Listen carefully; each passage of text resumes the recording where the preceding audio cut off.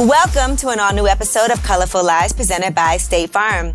This season, we're focusing on all the things that we wish we knew before major life events. In this week's episode, we're going to dig into all the things that you should know before traveling. This is one of our favorite topics. It's universal for all of us because besides being financial experts, we love to travel. Period. We do love to travel, but we also, sometimes we travel for work, but also we travel for pleasure. I want to focus a little bit on the work portion. Yeah. Angela, do you have like a set routine when you travel for business to, how do you make that more enjoyable? Because sometimes it's a real drag. Yes. And, it's just, it's either you go with the flow or you have a very set, like kind of military style that you're on the road. How does that work for you? People think I'm very militant when it comes to traveling. So my friends are like, okay, relax. But here's what I do. First of all, I like to travel on the same airline. So I get all of those perks and benefits and those miles and upgrades and that status. So I do that. I also have a credit card for that airline. And with that credit card, I'm able to access the lounge and bring 2 people in with me for free. So you have to think when there's all those flight delays, things are going wrong, you get to the airport early, you have a layover, at least you can go in the lounge and relax, do some work. You have access to the Wi-Fi. There'll be somewhere to sit. You can get some food, some snacks, and you're just more comfortable. So I think that's important. And the other thing that I like to do is I hate rushing. So I always give myself extra time. You'll never know what can go wrong in the airport if you're pulling up and there's traffic. Mm-hmm. Maybe there's a long line, even if you have everything. Because I have everything you can possibly get to make travel faster. Yeah. But things can still happen. So I also like to pad that time so that even if I get to the airport early, at least I'm relaxed. Because there's nothing more stressful than you get to the airport and it makes you aggravated, and then it makes you maybe be rude to a travel agent who could help you, and then they decide not to because you're being rude. You're taking your anger out on them when it's not their fault that you decided to show up. Right. So I do all of those things just to ensure that things go pleasantly. I also like to take the first earliest flight out. Oh. And that's a good trick because things get delayed throughout the day. That's true. So when you take that first flight, you have a greater chance of being on time because the later you get,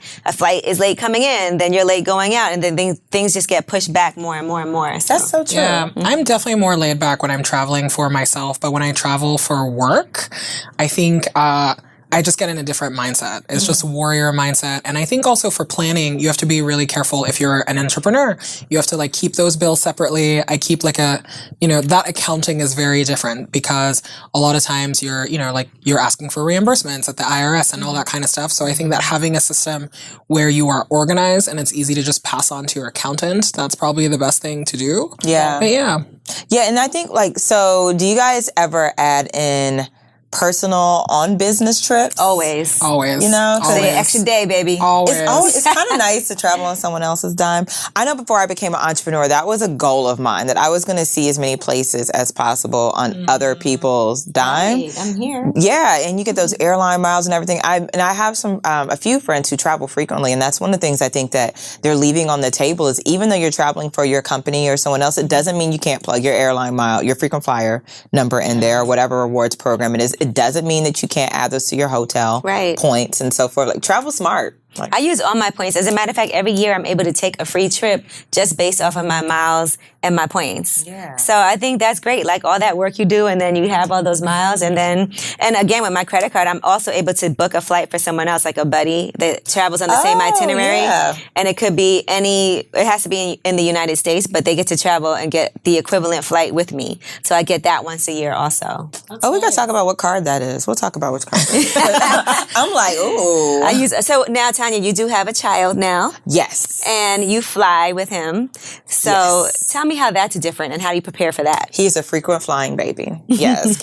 Honestly, he's been on more flights than a lot of people in my family. Carries flights quite frequently. It is interesting. I was actually just booking a flight before we decided to record. So with him, I did have to get things that made it easier for me to travel with him. So there's a specific stroller that I take on the road with us only. It converts into a car seat. So I literally drop the stroller, turns into a car seat so I can pop it in and out of cars without having to worry about carrying a base and everything else. So that's his travel car seat.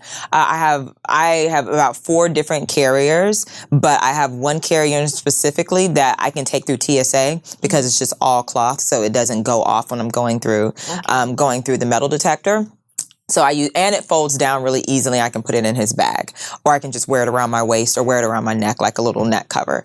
And then nursing, because I'm nursing him. Sometimes we have to nurse him on the flight, so I always have to make sure that if we're traveling, in economy, that we get the extra room seat so that I can stretch out, so that he can play around, or so that I can nurse him comfortably. Right. So it's just a lot more things into consideration. At first, I was really nervous about traveling with a baby, and if my child was going to be that child. Ooh, when you be on the plane, problems. I need to move my seat. Yes, Baby that will not can you shut him up? But honestly, I've had really good fortune when it comes to traveling with people who understand children or who have grandchildren, and are really understanding. So for anyone who's nervous about traveling with children, just do your research ahead of time. I wrote a blog post about it.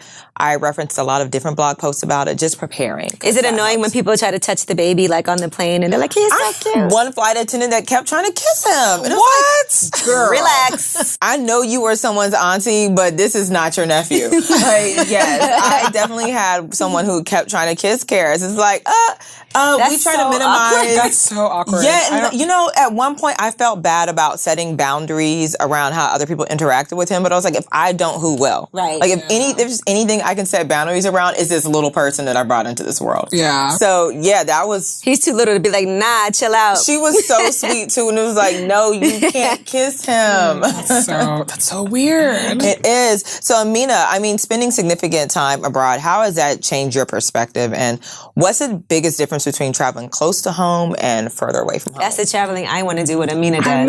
It's funny for me. I'm an immigrant here, so America was abroad, not where I'm from. So I think that's always something to keep in mind. I think, probably by the time I was in high school, I had traveled more than most people that I know. And I think that it gives you a kind of open mind. It teaches you how to be flexible, and just, I think that for me it was really good with being independent.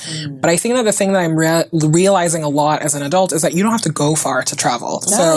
I moved to the States 15 years ago now, and I am really loving traveling in America because, one, it's a huge country. It's really nice, and there's always something to discover. And I think that the feeling of, you can just go, I'm like, you can do that on a weekend. You don't have to pack up your bags and go to Prague or go, climb a mountain somewhere in a foreign country. So I think that keeping that in mind, and also, a lot of the ideas that you have about tourism, like it's expensive or you're entitled to it or all of these things, it's, a good way to prep for overseas travel is probably to explore where you're from first. And then you can figure that out. There's so much to see. Like, we were thinking about that before we leave California. There's so many places I want to see in and around California, like on the West Coast, because I don't think I traveled to the West Coast until I was 25. Wow, and it's so beautiful. Yeah. It's so beautiful. Yeah, there's a lot I haven't seen on the West Coast. I feel like I go to the same places all the time. Exactly. And a lot of times I do go places just for work.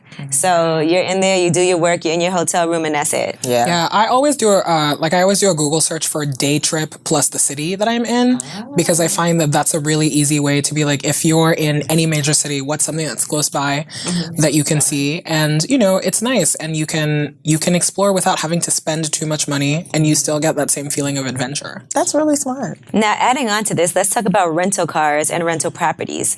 I do a lot of rental properties for, I don't like it when I'm traveling just by myself. I will always stay at a hotel, but whenever we go on tour for our podcast, a lot of times we will get a house because we want to live communally.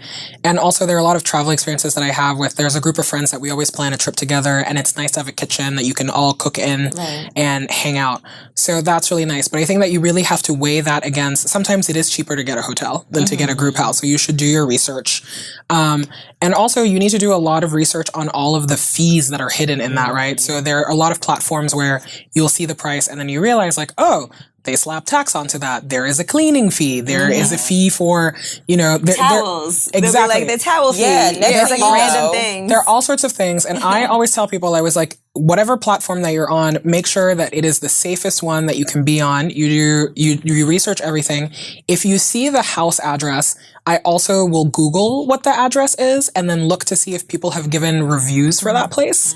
But and there's also, unfortunately, a lot of fraud that happens with rental properties. So if anybody ever asks you to send them a money order, that's fraud. Ooh. If they ask you, anytime that you're on a platform, if somebody is asking you to interact with them off the platform, that's a huge risk. That's a good tip. And you should also look, every city has their own kind of ordinances around how it works. So if the city that you're in, for example, doesn't like short-term rentals, you should probably know about that because it'll affect, you should always prepare for the worst that can happen. Like you show up and you can't get into the unit. Show up, exactly. Or the city busts the unit, or you have a disagreement with the landlord. It's like, who do you go to repair that? And so, not being cavalier about it, I think it's really important because your safety is at risk. Yeah. And then with the rental cars, sometimes you get a rental car and you don't know, am I supposed to get the insurance?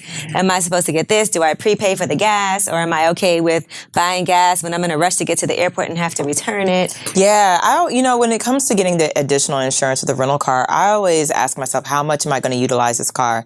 What's the probability that I'm going to be in a situation where I'm subjecting myself to an accident? Because if I'm just driving the car, say I pick it up and I have to drive. One time I had to go to some part of Pennsylvania that was definitely far from Philadelphia, but it was literally me just like driving and leaving my car at the hotel and just speaking at that hotel. And so for me, I didn't feel like I needed to get insurance for that versus if I'm driving, I'll be driving around like the city, I'll be going shopping, I'll be doing other things, I'll be driving to dinner. I feel like my likelihood of getting in an accident is it's more likely that something could happen. So I usually will get the insurance. Although you never know when something can happen. You never know. Right. Like they say most accidents happen close to home. So you never and then know. you'd be like, this is the one time I didn't get the insurance. Right. But you should also look at the credit card that you use to rent the car with because sometimes you have coverage through your credit card. So if you're somebody who travels a lot, you should just be on top of all of that. Yeah, right? And if you have your own insurance, right? If Exactly. you have your own they might have something in your policy that allows you for auto coverage. I know, but whatever you do, the late fees, that's what's going to kill you. Late fees always, like in general, I think late fees in life. Late fees in life, avoid them at all costs. Yeah.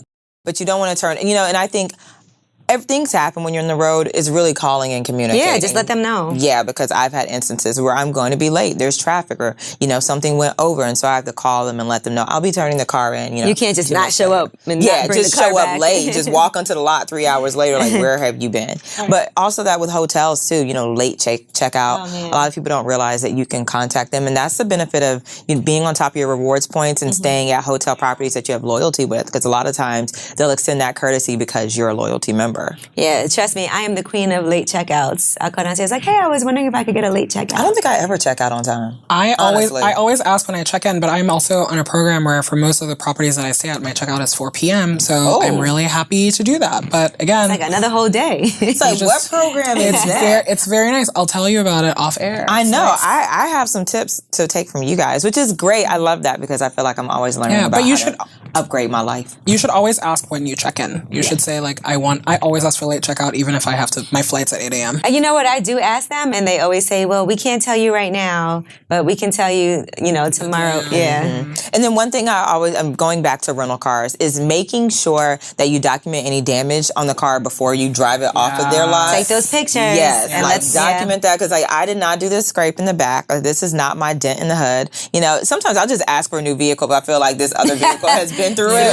But you know what? I don't trust this vehicle. Let me go ahead and get another vehicle. But make sure you're documenting those damages so you don't get charged for it. And you can also join a loyalty program for the car rental place, and that'll give you better rates most of the time, too. I rented a car for my dad. He was driving to Detroit, and so I actually joined the rewards program just because I don't rent cars that much, but I did it just so that we could get a better rate. I love the company that I use for most of my rentals with, and it incentivizes me to utilize them. I like they have my name when I pull up and everything. Right, easy. So they have the car there. But it's wonderful when you feel valued by the company that you patron. And it's the same thing with the hotels and the rental cars. They have a separate line sometimes if you're a member and you use that particular company a lot, then you don't even have to wait on the line. Sometimes with the car, you can just walk up and the keys will be there for you and you don't even have to wait online and go through that whole process. So it's worth it for things like that. There's so many ways to get more for your buck when you're traveling, and I'm happy that we're sharing those because we are frequent travelers and other people who are figuring out, how can I travel more?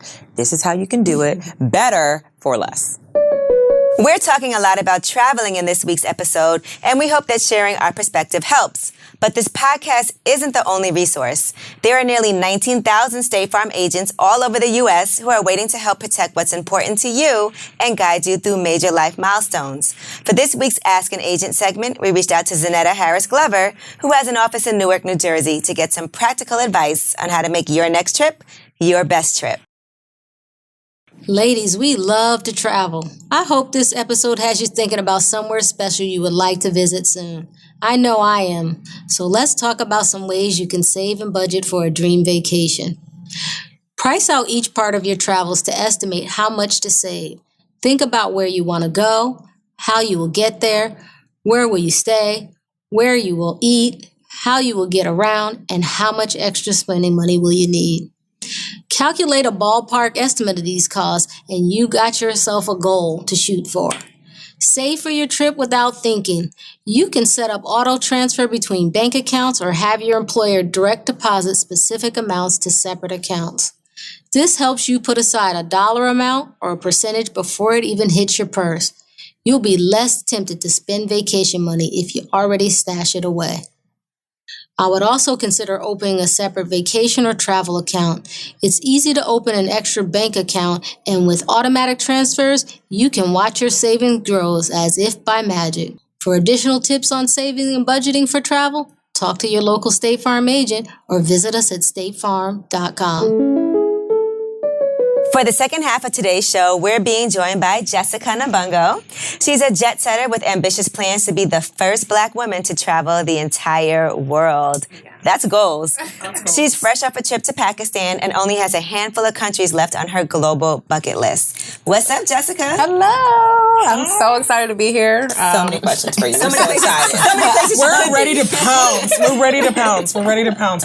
Well, you know, my first question is a very boring question, but I think is an important question. How does travel insurance factor into how you live your life? Because I feel like a lot of people decline the option whenever it pops up, but I feel like you have a lot of use cases for why somebody should probably get insurance at least sometimes. Definitely at least sometimes. Take my advice now. Don't follow what I do. But I think travel insurance, for me, the most important part, and this is morbid, but it's something that we have to think about. The most important part for me is getting insurance that covers, if I end up in the hospital, that allows for someone to fly in. And in the ultimate case of death, that repatriates my remains. Oh, wow. People don't realize how important that is. I've seen a number of incidents recently where someone dies and like the community comes together to help their family bring their body home. But travel insurance can help you with that if you find the right insurance. So also if you get sick while traveling abroad, anything can happen for sure. And so travel insurance definitely will help to take care of some of those things. I have an insurance question. I was really mad about this. I bought a flight, right? And normally I don't buy the insurance on the flight, but I was like, okay, I'm going to do it just in case things change. And then things did change because I felt like it probably would. So I bought the flight insurance, but then I tried to use it and they're like, oh, that's only if there's an emergency. I didn't read the fine print. So I thought they would just refund my money because I got insurance on it. I've never bought it before. And I was really annoyed. So, yeah, I agree. I do feel like the automatic, like on the website, the automatic insurance, it's only if you have like a medical emergency or somebody in your like, family, something happens. Yeah, there's still unfortunately no way to protect your investment in a trip unless you buy a refundable ticket, which usually is like 5 times the price and not really worth it. So, yeah, unfortunately, there's still not something for that just yet. Yeah, that happened to me, and I called the credit card company I called directly. them too, yeah. Yeah, I called directly and was like, listen, this is an emergency. They're not agreeing to my terms. And yeah. But the other thing, I got my money back. Oh, you did? I got my money back. Yeah, no, they went ahead. They disputed the purchase. Well, this was because we were going to Kenya around the time that they had the terrorist attacks, and they did not want to give me my money back. The airline didn't want to give us our money back, so I called the credit card company and said, I don't feel safe traveling to this country. They have elevated the travel risk, and I want to cancel this trip. And they said, that sounds like a reason to dispute it with me, and they disputed it, and I got my money back. Yeah, and to piggyback on that, you guys talked earlier a lot about loyalty. Being loyal to an airline is super important when you have those last minute changes. For me, it happened just yesterday. I was flying another airline in. We were so delayed that I missed my flight out to Detroit. And the airline that I'm loyal to allowed me to change my flight to the next day. They had no obligation to do that. That ticket was for yesterday and I missed it. That's it. But because I'm loyal to them, they changed my flight to today, and I had no penalty. Right. So loyalty is super, super important because I'm good for calling like, hi, so I need to make this change. And most of the time they'll even waive the change fee. Yes, they've waived the change fee. That's why I think it's good to also be pleasant. Yeah. Because even though you can be aggravated and you call up and you have an attitude, but if you're pleasant, there's things they can do and they will try to help you. But if not, they're like, sorry, can't do it. Yep. Yeah, I mean, and then also, do you ever rent a car when you're traveling? And what are some of the ways that you save when you're traveling? Yeah, I love going on road trips. So I've done road trips through a lot of Eastern Europe. I've done road trips in South Africa, Swaziland, and Lesotho, and Botswana. And then, of course, road trips around the U.S. So road trips are one of my favorite things. Loyalty, again, I'm going to keep coming back to that because you gain so much through loyalty. And for a lot of rental car companies, they're global. So you're going to find them in most places that you're going to go to. And as far as insurance, again, finding a really good travel credit card. If you do that, a lot of times they'll cover rental car insurance. So that's what I use. So I never have to buy the extra insurance because my credit card covers it. A lot of times we have employers also that have discounts, and we should check that. Because I know at my job, they have all kinds of discounts at different hotels and with car companies, and I never think like, let me check and see if my job has a discount at this hotel, and a lot of times they do have programs. I would say even our co-working space, the co-working space that Amina and I are members of, they actually have discounts for their members. And so even if, you're an entrepreneur and non-traditionally employed, there are other things that you might be a part of that offer discounts, and you should really look into them. Amina has inspired me to utilize my discount. She's a discount queen. I love a perk. I love a perk. It's the only reason I join things. It's the only reason I go places. But I find also that if you use that as your constraint a lot of times, like, oh, I'm a member of this club or I have this kind of credit card, it helps you kind of narrow down the options that you have. And when you're traveling, it's good because there are too many options. And then you're like, okay, these are the places I can stay. This is what I can do. But Jessica, I'm wondering if you can talk a little bit about, sometimes, and we touched on this earlier, you don't have a lot of time to spend somewhere. Right. So it's like you're on a business trip and you're like, okay, I'm going to extend it by 2 days. Or in your case, you were trying to see the whole world. There's only 24 Beyonce hours in the day. Right. So I wonder, how do you prioritize what you're going to do when you're somewhere for not very long? I think it depends on your interests. So for me, I'm super interested in local culture. I don't care as much about tourist attractions. So I prioritize by linking up with a local person, almost immediately. So whether it's through my grad school network or through Instagram, I ask people a lot of times on Instagram if they're in the cities or countries that I'm going to. I rather spend 24 hours hanging out with someone local than going and taking pictures of buildings and things like that. Because for me, that allows me to get an in-depth feeling about the country that I'm visiting. I'm interested. Is there a city that you traveled to that you weren't able to find anybody in? Or a country that you traveled to and you're like, wow, there's no one here? It's so funny. The country is empty. So, Tuvalu, which is, right, exactly. One of the world's least visited countries. It's in the South Pacific. Definitely no one had recommendations. No one knew anybody. No, there was nothing. Tuvalu. Right, exactly. And so when I got on my flight, I flew from Fiji. The woman sitting behind me just started chatting with me and was like, what are you doing? What are you going to Tuvalu for? Who are you? Yeah, I'm a tourist. She was like, what? Super sweet. And her husband was a former minister and he's still a politician. And so they ended up taking me around the island. They loaned me their boat and 2 guys to take me island hopping because the country is made up of 9 islands. You have to follow her on Instagram. The Instagrams were amazing. After this, I'm stalking you, Jessica. This is crazy. So honestly, it always works out. It always works out. Yeah, because that's true. Whoever's on the flight with you, clearly they're going to the same place you're going to. Exactly. Girl, I've never seen her before. What are you doing here? Exactly. So even when I was flying to Iran, I was on the flight and the guy sitting next to me was like, what are you doing? I'm like, going for tourism. And he's like, okay, take my number. If there's anything you need at all while you're in the country, let me know. So it really has been relying on the kindness of strangers. And I think the one thing that I've learned from traveling, I've been to 191 countries now. The one thing that I've learned is that most people are good. Right. Like most people are not trying to steal from you or cheat you or anything like that. So if you just, travel with positive energy, then the universe is going to bring And that be back to smart you. about it too. Yeah, for sure. And speaking of being smart, let's talk about money when you're Yes. traveling and credit cards. So what are your best practices for money and credit cards when you travel? So for money, I always say to people who want to travel more, chase the deal, not the destination. So if you just search online flight deals, you'll find a ton of websites that have daily subscription services so you can find I discounts. use one of those. You get an alert every time. I got 3. I look at it every single day. It's like my newspaper in the morning.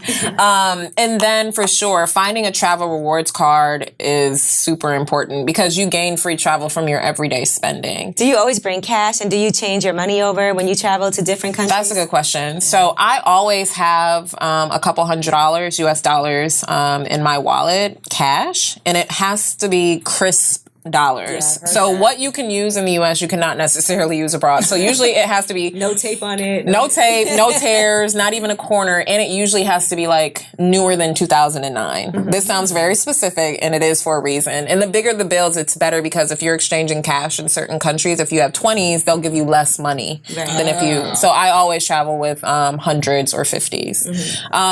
So as a rule, I don't actually exchange cash. I use a bank. I use an ATM because I get a better rate. Right. And so the biggest thing about which card to use, like which bank to use, find a bank that doesn't charge you foreign transaction fees and that doesn't charge you ATM fees. My bank, every month I get I see a line item of all my ATM fees being refunded to me. Right. I get that wave too. Yeah. Account. That's huge because some banks will charge you like $6 for using a foreign ATM plus the foreign ATM fee of 3%. And if you go to the ATM multiple times during that trip, you end up spending like $50 in fees for what? That's good advice because you get to the airport and they always have like the MoneyGram place where you can. Don't go to those Don't places. change cash. Yeah, don't change cash. That's good advice. Use the ATM. I was gonna say, and on the using debit cards, notifying your bank too, right? I mean, but I'm like, do you have a permanent notification banks with your just bank? Your know, bank is like, like- she's They're not like, here. she's there. Yeah. They just know. They like I love the banks that I work with in my credit card company. I don't call them anymore. They're just like It's just notated on your correct, account. right? But I know sometimes I've been able to log in from the app now. I think a lot of banks are allowing that where you log in from the app and notify them that you're traveling. Yeah, so you my have to bank call. does that, and you can do it for your debit cards and your credit cards, and it's good to have. Yeah. What about your phone? Like the phone bill? Because when you travel from country to country, then I'm sure, there's different plans that you have to be on. That's a good point. I actually use an American carrier for most of my travels because they cover like 210 countries, which is insanely amazing. And where they don't cover, depending on the length of time I'm there, I'll buy a SIM card or I will not. And then I'll just allow myself to live in the moment. Exactly. And just connect to Wi-Fi when I'm at the hotel. Right, because you can also do like audio with the Wi-Fi too. Oh, And yeah, not for have to sure. pay for a phone call. Yep, for sure. So I'm curious, Jessica, have you ever had any items stolen while on a trip? I haven't. No. Wow, When knock on wood. I tell All you, the way. my life is wrapped up in positive energy. Well, let's keep it that way. Yeah, I mean, that's amazing. And I'm not recommending this for other people, but I don't even use hotel safes.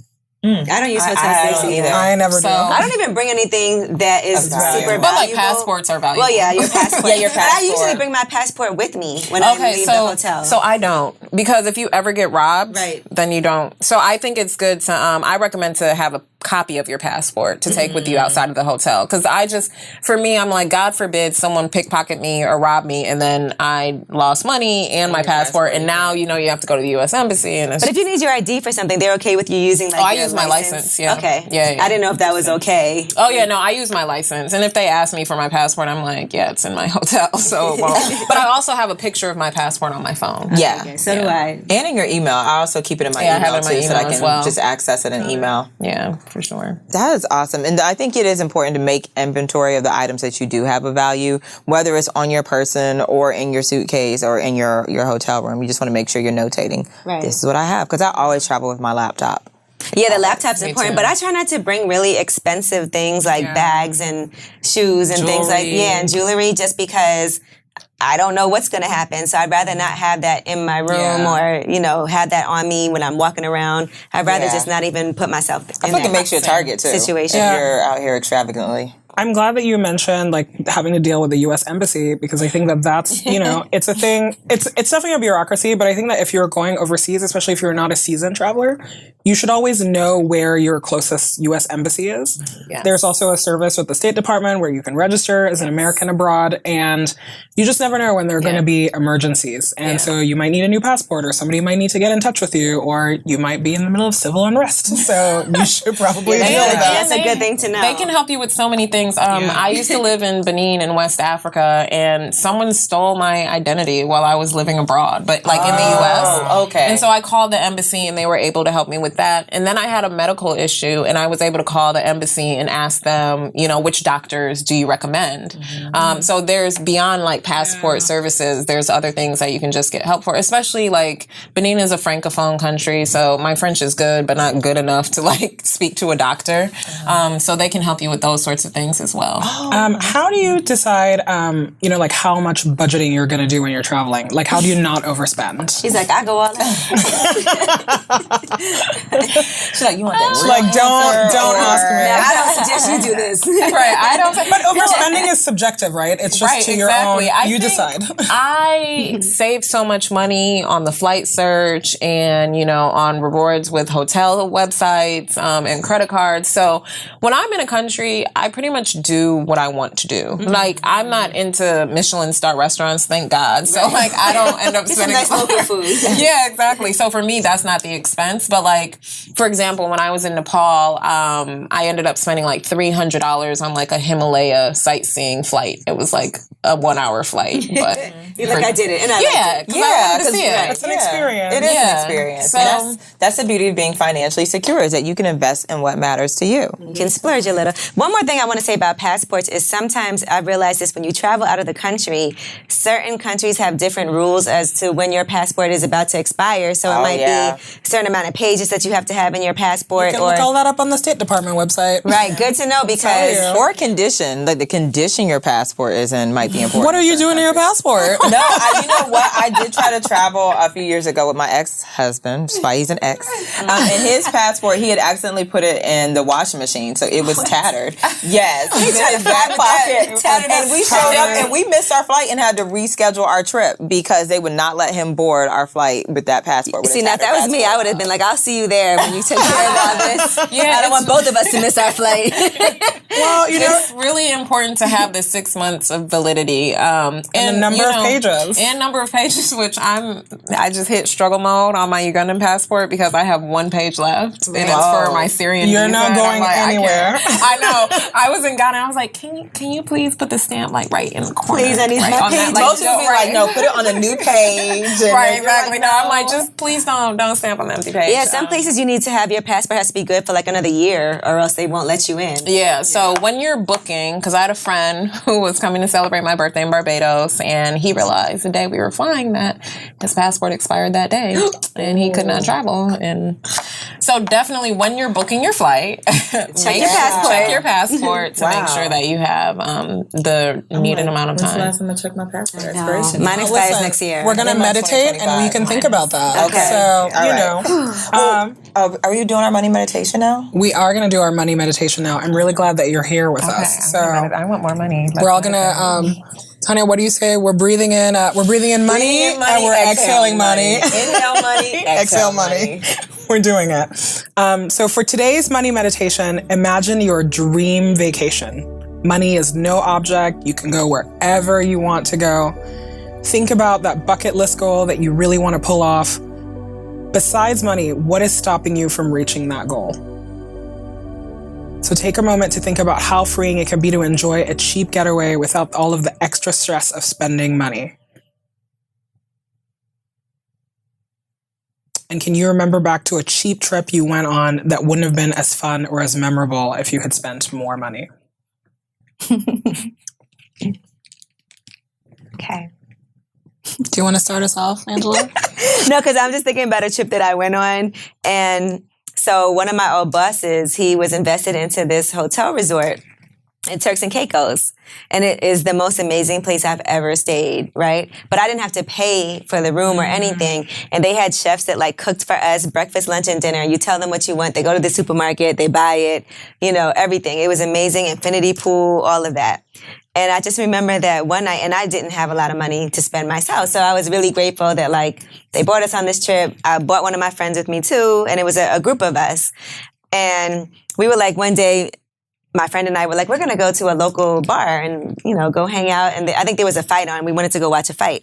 So we go to the bar and we had a driver that came and got us. And then he was like, let's go here. And he was like taking us to all these different places. Like, oh, this is where else we love to go. And then we got the bill and it was $600 From the driver? because we didn't know that he was charged. We just thought he was just like, all right, let's go here. Like he wanted to go. And he was having a great time. Of course he was. Going to, like, the bar. He was making $600. And so we got the bill and we were like, but then I was like, okay, look, in all fairness, we didn't pay for anything, you know, on this trip. So we tipped really well for everything. But then we just kept laughing about the fact that we got for that $600. Yeah, he was like, oh, I know where they're staying. Let me take you to the other end of this island.